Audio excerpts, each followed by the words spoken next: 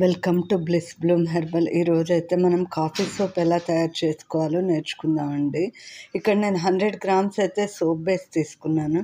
Coffee powder అండి, ఇదైతే instant coffee powder 1/4 tea spoon అయితే తీసుకున్నాను.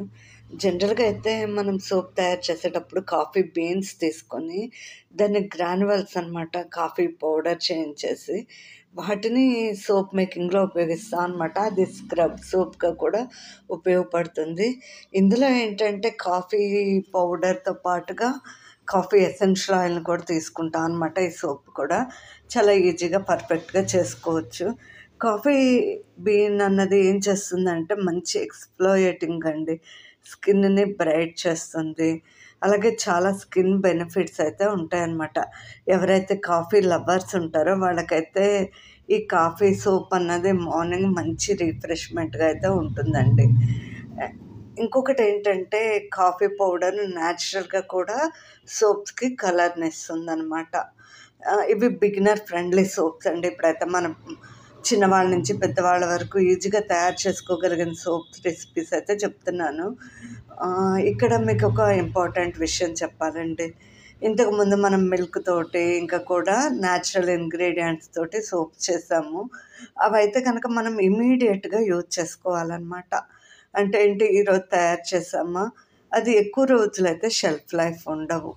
రీజన్ ఏంటి అంటే న్యాచురల్ ఇంగ్రీడియంట్స్ వాడటం వల్ల వాటిలో తొందరగా పాడైపోయే గుణాలు ఉంటాయి. ఇంకొకటి ఏంటి అంటే మనం good GMP manufacturing rules follow అయితే దాని షెల్ఫ్ లైఫ్ పెరుగుతుంది.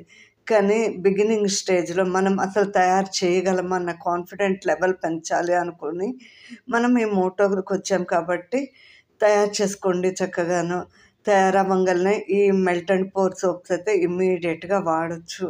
అవి న్యాచురల్ ఇంగ్రీడియంట్స్తో చేసిన సోప్స్ని అయితే మనము ర్యాప్ చేసేసి ఫ్రిడ్జ్లో పెట్టి కూడా వాడుకోవచ్చు అనమాట. ఈ కాఫీ సోప్ని అయితే అలా చేయక్కర్లేదండి, ఎందుకంటే ఆల్రెడీ ఇది పౌడర్ ఫామ్లో తీసుకున్నాం కాబట్టి దీన్ని అయితే అలా నిల్వ చేయాల్సిన అవసరం లేదు. ఒక 6 months వరకు అయితే సోప్ అయితే పాడవకుండా ఉంటుందన్నమాట.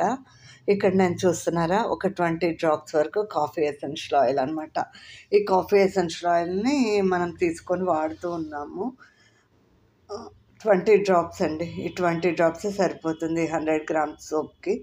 చక్కగా దాన్ని కలుపుకొని ఉండలు లేకుండా చూసుకోండి. కాఫీ పౌడర్ ఏంటంటే చాలా తొందరగా ఉండలు కట్టే కాఫీ బీన్ పౌడర్ని అయితే వాడితే ఏంటంటే ఇలా ఉండలు కట్టే అవకాశం చాలా తగ్గిపోతుందండి. మీకు దొరికితే కాఫీ బీన్స్ని పౌడర్ చేయించుకొని వాడండి, అది ఇంకా స్క్రబ్ సోప్గా మంచి రిజల్ట్ ఇస్తుంది. ఆల్రెడీ మెల్ట్ అయిపోయింది కాబట్టి సిలికాన్ మోల్డ్లో వేస్తున్నానండి.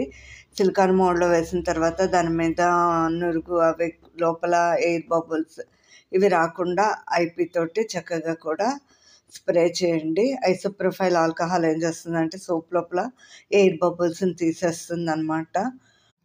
దీన్ని ఇలాగా 2-3 hours ఉంచేస్తే మనకి సోప్ని అన్మోల్డ్ చేసేయచ్చు అనమాట. ఆఫ్టర్ 3 hours అన్మోల్డ్ చేస్తున్నాము. బాబు చేస్తున్నాడు అనమాట, చూడండి చక్కగా అన్మోల్డ్ అయింది. ప్లెజెంట్ కాఫీ స్మెల్ తోటి చాలా నీట్గా అనమాట. చూస్తూనే ఉన్నారు కదా, చక్కగా సోప్ అయితే రెడీ అయిపోయిందండి. దీన్ని ఇప్పుడైనా వాడేసుకోవచ్చు అనమాట చక్కగాను. చాలా ఈజీగా కేవలం 3-4 minutes అండి.